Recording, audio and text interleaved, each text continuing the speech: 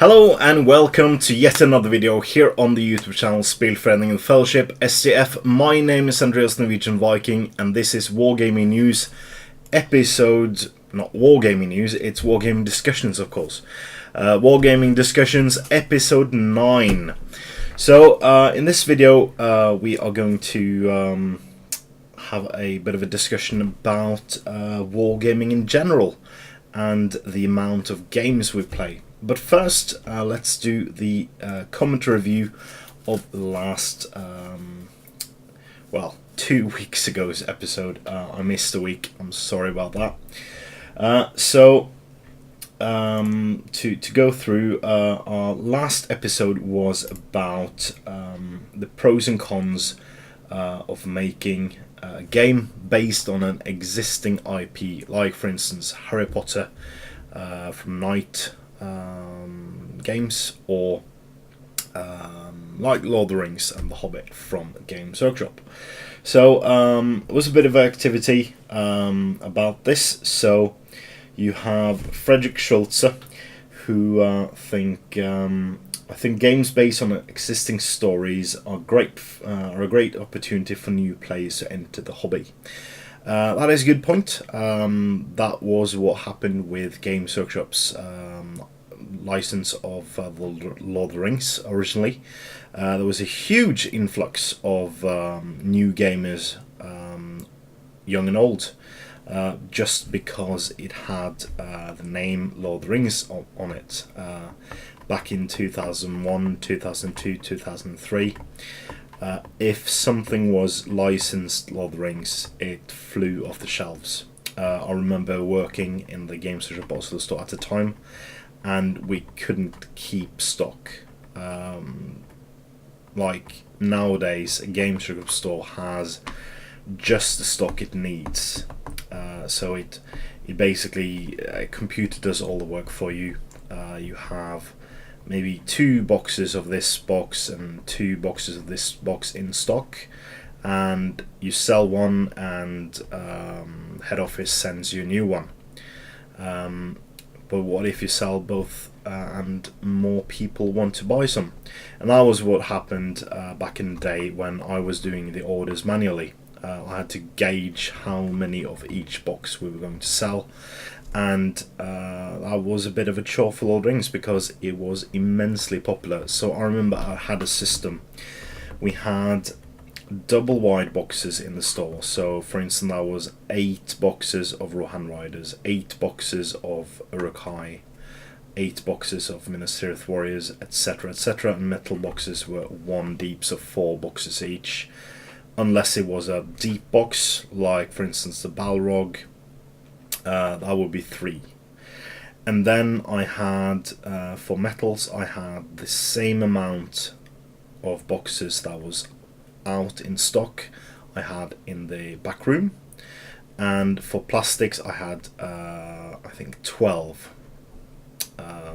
10 or 12 in the back room. So that meant that plastic boxes we had, if we had all available, we would have 20 of each plastic box for Lord of the Rings for sale at any given moment, and I couldn't keep them in stock. I had to order more every single week, such consistently that I think I had to order even more at some points, because it was such a huge popular game that everyone just bought in. And I do think that many hobbyists today, many hobbyists that have been in the game for like 15 years now, were introduced during the Lord of the Rings era to wargaming in general. Again, be they young or old, I can fondly remember many people that I taught the game who now do both Lord of the Rings and 40k and other games, like for instance Andreas.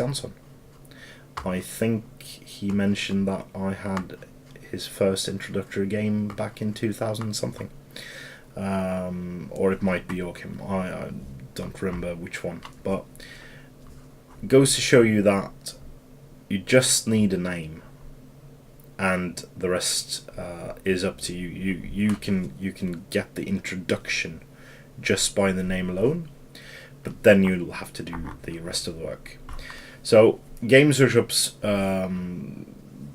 huge pro in this case was that they have brick and mortar stores who sell their games, both friendly local gaming stores and their own brand of stores.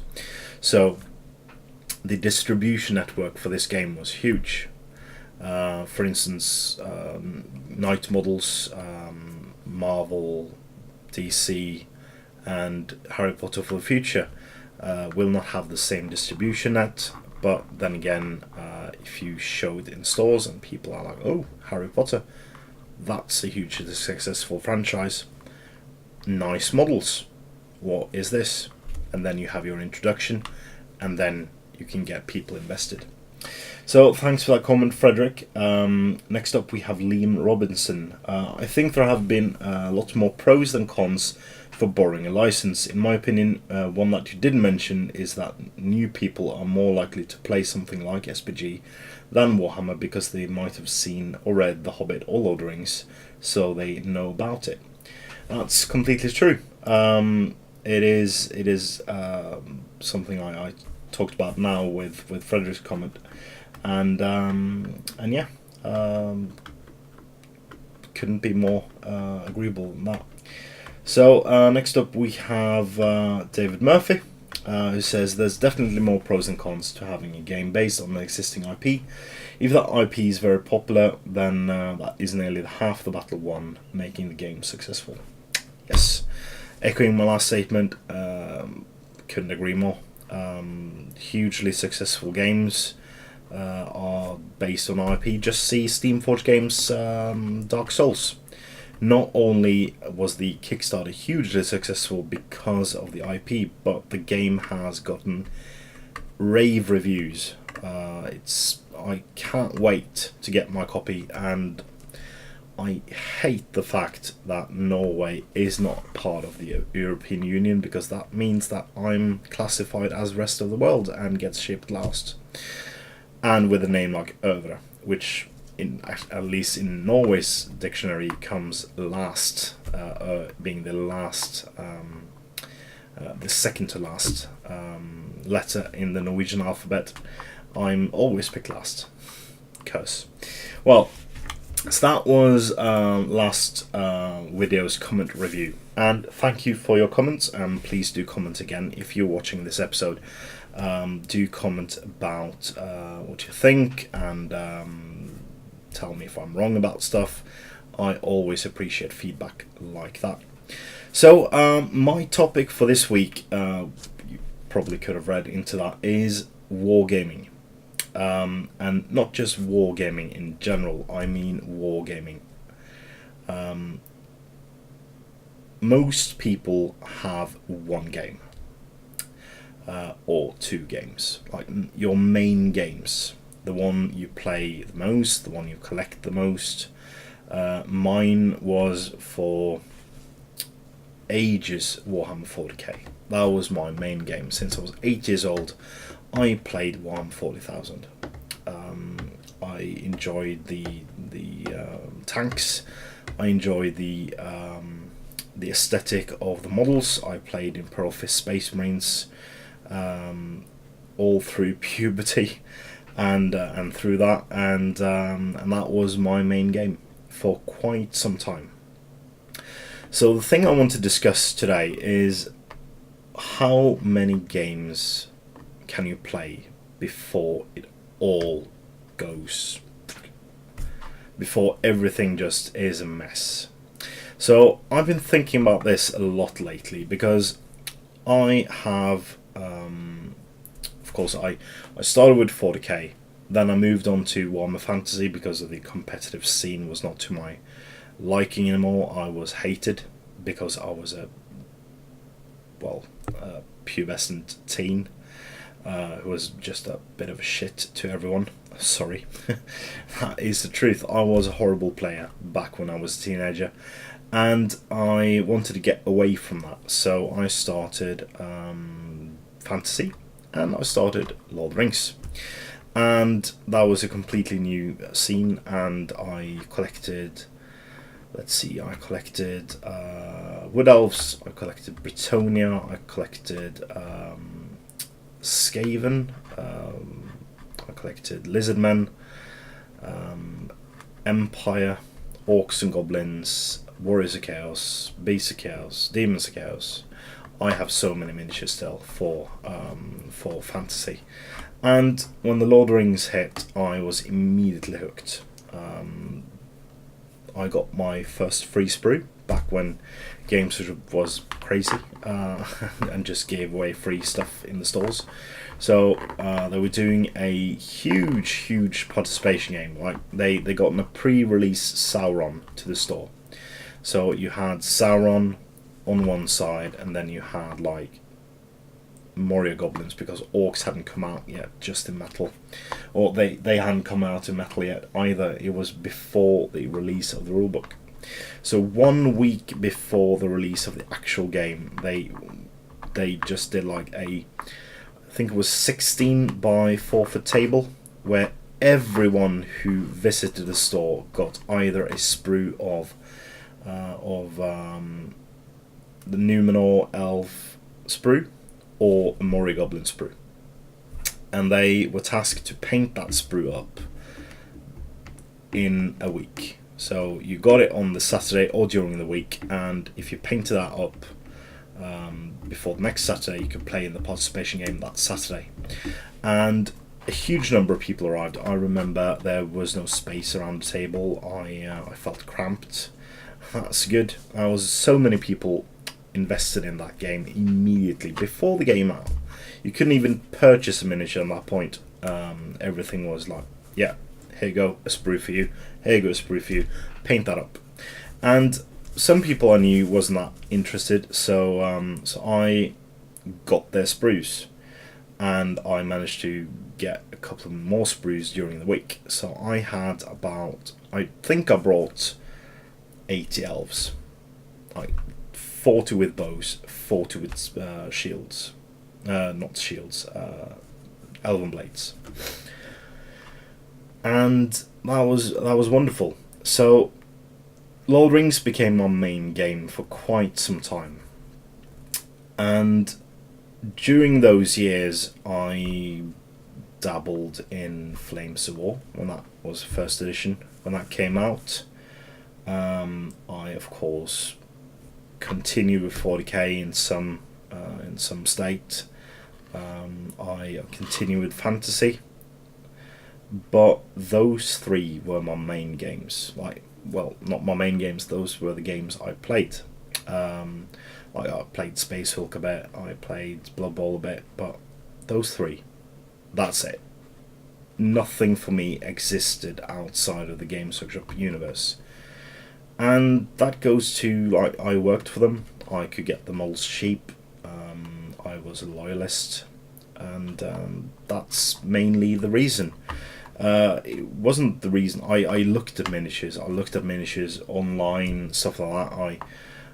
And there were things I wanted to get into, but nobody played them, and I still am busy painting miniatures, so I didn't really want to get invested in a new game, because that meant painting miniatures for a game that nobody played. And working for Workshop, I had a conflict, because I wanted to play games where the most people play the games, and that was a conflict for me, because I wanted to play Games Workshop games, because that's where I worked, and I wanted the store to succeed as well. So fast forward about 10 years, I continued painting, continued playing, no longer working for Games Workshop, and Lord of the Rings arrives back on my radar. So I make SCF, and people play the game. That's really fun. And Lord of the Rings, main game, not painting anything else. Lord of the Rings, Lord of the Rings, Lord of the Rings. All right, and that's it for a while. I just paint Lord of the Rings miniatures. I play Lord of the Rings. I continue investing in my gaming club. and Weil shows up. So Weil was not a founding member of SDF, but very, very soon after, I think, what was it, January, February 2015, the year after the club was founded, he saw us playing Lord of the Rings in the basement of Outland, the old Outland, and asked about it, and suddenly he was invested in that game. But he played 40k, he played Infinity, he played loads of games, and I remember like thinking, right, I've got him invested in this game, so that's cool. But he plays all these other cool games, and I'm curious. So that was it for just a good while. He played loads of games, I played Lord of the Rings. And then I remember being invited to a not a tournament, but a bolt action open. Now you can find my journey vlog of that in the playlist, journey vlog playlist, and was invited down to tabletop for the bolt action open day, and I've suddenly bought a new game. So I bought the starter kit, I bought a few new models, and that was cool. I was hugely invested in that game, put some models together, and then went back to Lord of the Rings. So I didn't play that game for about a half a year or something after that. So that was cool. And then just before Ardacon, I remember watching HGG, Hot Gates Gaming, and seeing that game Guild Ball come up. And that was a cool game. And me and Weil was like, this is a cool game. I want to play that. I want to play that. And I went to Stockport, and I got before that I got a starter box of brews and a starter box of hunters in the raffle. So I bought the hunters and I got the brews starter box in the raffle, and then I got a couple of other models. And when we just before we arrived at Ardacon, we got a huge box with full Mason's team for Weil and full Brews team for me and the rest of the hunters, I think. So I finally got my introductory game at Ardacon. Got the season 2 rulebook. I just purchased that before Ardacon. Everyone got it for free. So I think I have like 3 season 2 rulebooks now or something. And that was great. Cool game. And again, Lord of the Rings taking priority. So I didn't paint anything. Didn't even put models together. But 2017, 2017 has been the game year for me, because I have painted a Brews team. I just finished putting together my hunters for Guild Ball. I have painted an entire bolt action army for the early war. I have played so many games of Frostgrave, Relic Blades. I played a bunch, played loads of Guild Ball, looking to get a few introductory games of Frostgrave. No, not Frostgrave, Infinity. We are starting Saga. We are doing a post-apocalyptic thing for the channel next year. So this year is like me just branching out and getting all these games, different games stuck in, and I find myself in a bit of a quandary because I want to paint Guild Ball. I want to paint more bolt action. I want to paint a Frostgrave warband, even though I could use Lord of the Rings miniatures because Frostgrave is a model agnostic system. I want to paint my own Frostgrave miniatures, no, Relic Blade miniatures, because Wilds are very cool and I want to play Wild more. And he painted all the miniatures, but I'm like this. I want to play with my own miniatures. I want to paint my own miniatures.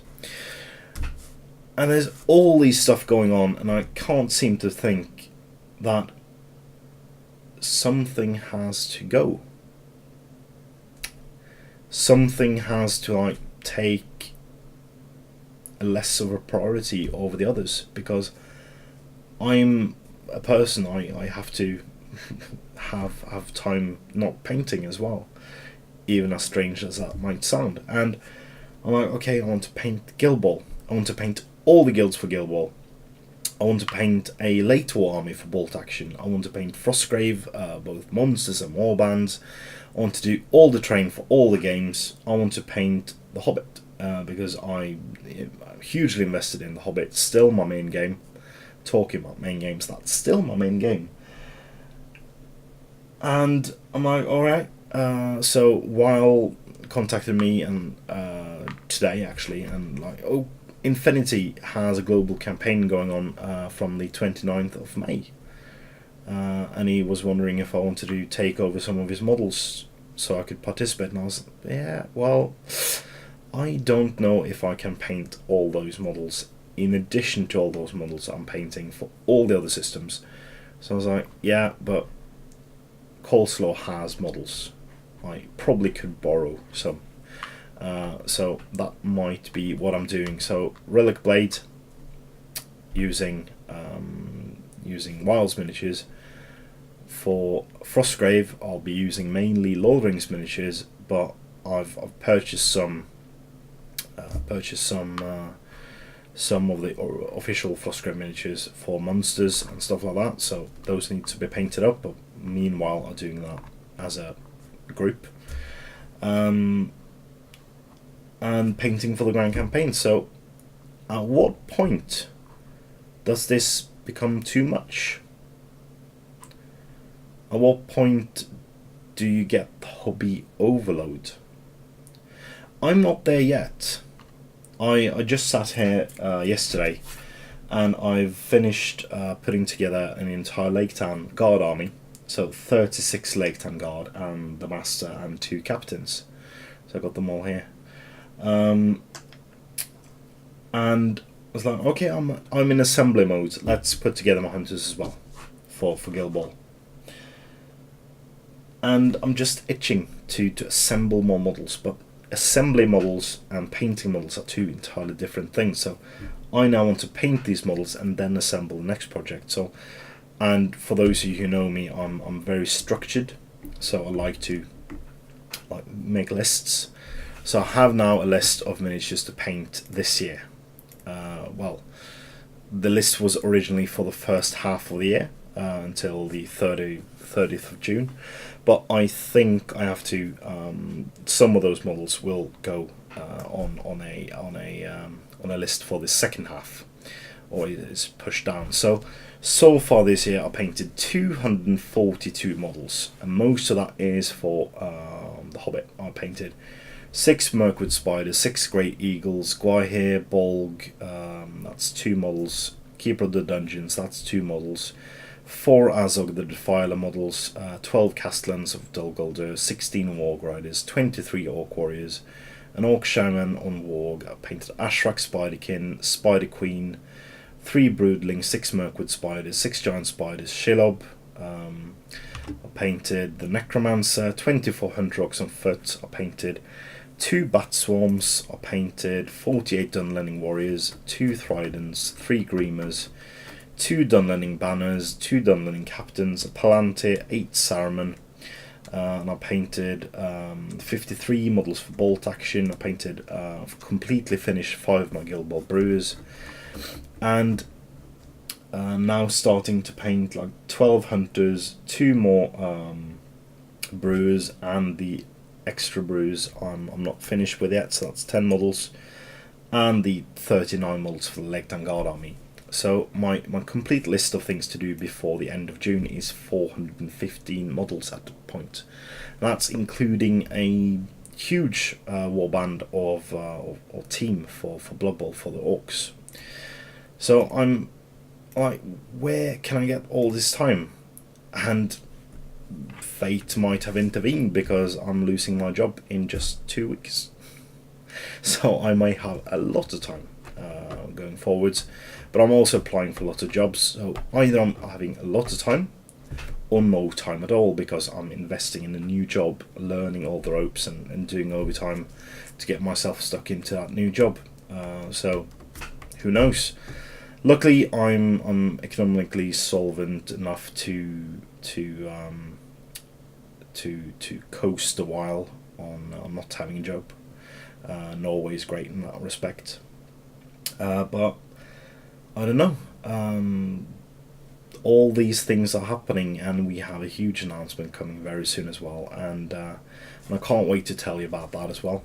And yeah, so I want to ask you, how many games do you play? How many systems do you paint for?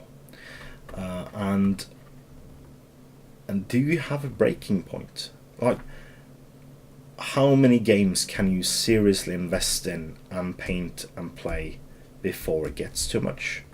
How many games have you put on the shelf? So do tell me in the comments below. And yeah, that was a Friday night ramble. Do tell me if you want this every week or if you want it every other week. I'm open for both. It's just finding a topic to talk about I'm interested in. So do comment as well with suggestions. I have gotten a few comments, but they're a bit too narrow. I want broad subjects, please. So do tell me in the comment section below what you might want me to speak about. So today's topic was a topic of my own volition, but I will credit whoever gives me topics to talk about. Nothing wrong with that. So as always, guys, do check the Patreon link in the description below. It is a great way for you to support us doing what we love. Even $1 a month will help us immensely. We are wanting to get a YouTube studio up and running, and we might have a huge announcement on that already, but a YouTube studio isn't just a space, it is everything else. So if you're able to, please support us in that endeavor. Even $1 a month will help. And comment, like, share and subscribe and support your hobby.